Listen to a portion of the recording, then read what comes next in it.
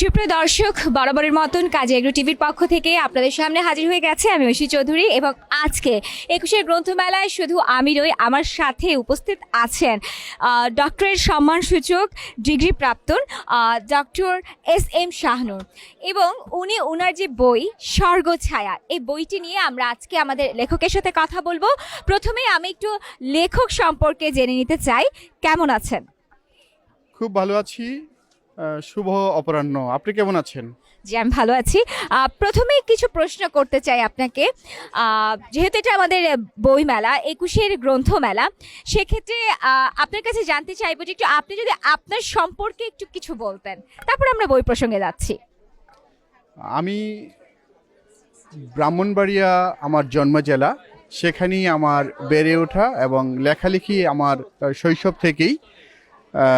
তারপর বিগত ২৮ বছর ধরে আমি লেখালেখির সাথে সম্পৃক্ত। আমার লেখা একাধিক গ্রন্থ প্রকাশিত হয়েছে, যেগুলো ইতিহাস, ঐতিহ্য, লোকজ সংস্কৃতি, মুক্তিযুদ্ধ, জীবনী ভিত্তিক। এবং কাব্যগ্রন্থ, আমার প্রথম কাব্যগ্রন্থ প্রকাশিত হয় ২০০৫ সালের ২১শে বইমেলায়। তারপর থেকে আমাকে আর পিছনে ফিরে তাকাতে হয়নি। আমি নিয়মিত জাতীয় দৈনিক পত্রপত্রিকায় লিখতে থাকি এবং আন্তর্জাতিক সাহিত্যে আমি কাজ করতে থাকি। মজার কথা হচ্ছে যে আমার লেখা পৃথিবীর ৩০টি ভাষায় এ পর্যন্ত অনূদিত হয়েছে এবং আমার লেখা পৃথিবীর ১ নম্বর প্রকাশনা সংস্থা, আপনারা জানেন যে আমাজন থেকে প্রকাশিত বহু গ্রন্থে আমার লেখা স্থান পেয়েছে। এবং সবচেয়ে মজার কথা হচ্ছে, গেল বছর the book of hyper poem নামে একটি বই, যেখানে পৃথিবীর ১৮০০-র অধিক কবিরা অংশগ্রহণ করেছেন, যেই বইটি গ্রিনিচ ওয়ার্ল্ড রেকর্ডসে স্থান পেয়েছে, সেই বইয়ে বাংলাদেশি একজন কবি হিসাবে আমার নাম এবং আমার লেখা রয়েছে।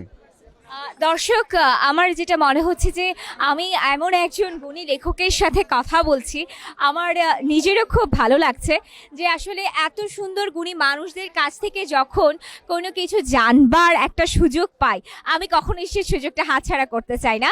এবার আমি আপনার কাছে জানতে চাইবো, ২১শে বইমেলা, এই মেলার সম্পর্কে আসলে আপনি একজন লেখক হিসেবে পাঠকদের জন্য আপনার এই স্বর্গছায়া সম্পর্কে যদি একটু কিছু বলতেন, মানে তারা কেন আপনার বইটি কিনবে এবং এই বইতে আসলে কি আপনি রেখেছেন, সে প্রসঙ্গে একটু জানতে চাই। ধন্যবাদ আপনাকে, এবং আপনার মাধ্যমে এই কাজী এগ্রো টিভিকেও আমি ধন্যবাদ দিতে চাই এবং সংশ্লিষ্ট সকলকে।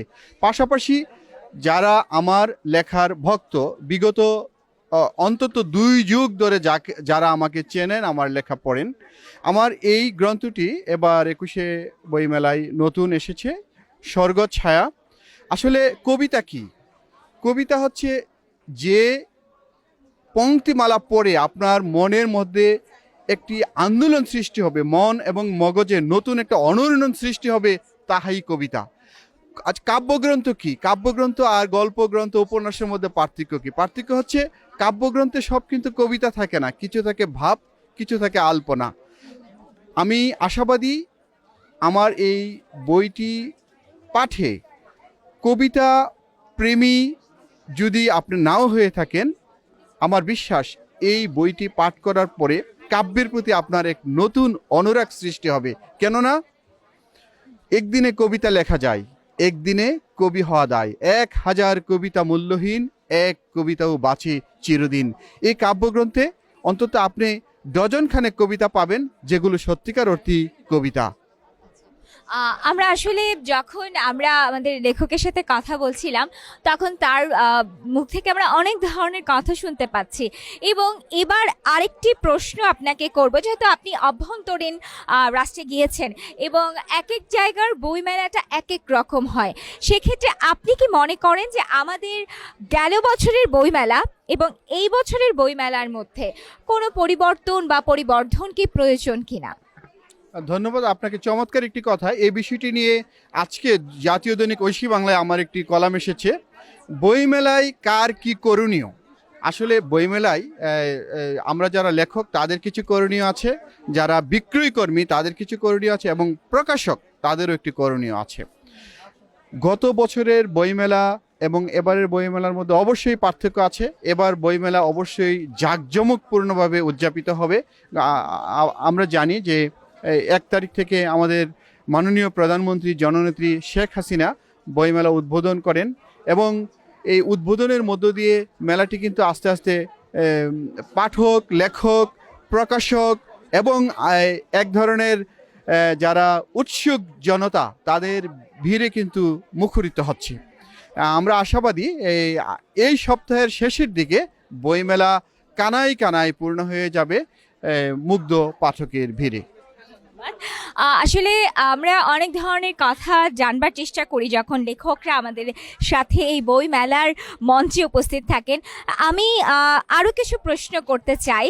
আমার পরের প্রশ্নটি হচ্ছে, আমি যদি একজন পাঠক হই আর আমি যদি কবিতা প্রেমী না হই, তাহলে কি আমি স্বর্গছায়াটা পড়তে পারবো? আপনি একজন পাঠক হলেই স্বর্গছায়া আপনাকে আকৃষ্ট করবে বলে আমার বিশ্বাস। কারণ স্বর্গছায়ার 1-2 লাইন আপনাকে আমি পড়ে শোনাই। আপনি যেহেতু অবশ্যই আল্লাপাক মানুষকে পুরুষ এবং নারীতে সৃষ্টি করেছেন, আমি বলবো যে স্বর্গছায়া এই যে কবিতা, এখানে একটা কবিতা আছে, কন্যা স্বর্গের ছায়া। আপনি যেহেতু কন্যা, পৃথিবীতে কন্যা শিশু স্বর্গের ছায়া, তাদের দিলে অধিকার স্নেহের অর্ঘ্য, নিশ্চিত পরপারে মিলবে স্বর্গ। এটা কিন্তু হাদিসের কথা এবং কোরআনেও এ ব্যাপারে ইঙ্গিত করা হয়েছে। তো আশা করি আপনার মতো কোনো কন্যা কিংবা নারী যদি এই কবিতাগুলো পড়েন তিনি অনুপ্রাণিত হবেন এবং দেখেন মানুষ একজন অপরজনকে হিংসা করে, নিন্দা করে, আপনি বড় হয়ে গেলে কিংবা ছোট হয়ে গেলে, দেখুন আমি আমার একটা অনুকবিতা পড়ছি, এই কবিতা পড়লে কেউ কাউকে নিন্দা করবে না এবং হিংসাও করবে না। যেজন সূর্য দেখে রাতে, দিনে দেখে চাঁদ, তিতাসের দুগ্ধ জলের রটায় অপবাদ, সাধু বেশে খুঁজে বেড়ায় নিখাদে খাদ, সে শুনের মুখে গুণীর কথা উড়ে ধন্যবাদ। কোনো ব্যাঙ কখনো কি সাগর দেখতে পাই, নীল তিমির গল্প শুনে গাল ফুলিয়ে চাই। আসলে এইভাবেই আমি চেষ্টা করেছি আমার ভাবগুলোকে কবিতায় বন্দি করতে, আমার জন্য নয়, আসলে আমার মুগ্ধ পাঠকের জন্য। ধন্যবাদ। দর্শক, আমাকে আজকের মতন বিদায় নিতে হচ্ছে আমাদের লেখকের কাছ থেকে, এবং আমি বলবো যে আপনারা প্রত্যেকে স্বর্গছায়া যে বইটি আছে সেগুলো কিনবেন, এবং SM শাহানুরকে অসংখ্য ধন্যবাদ। আর আমি বিদায় নিচ্ছি কাজ এগ্রো টিভির পর্দা থেকে। দেখা হবে আবার অন্য কোনো দিন অন্য কোনো পাঠক সহ। ধন্যবাদ।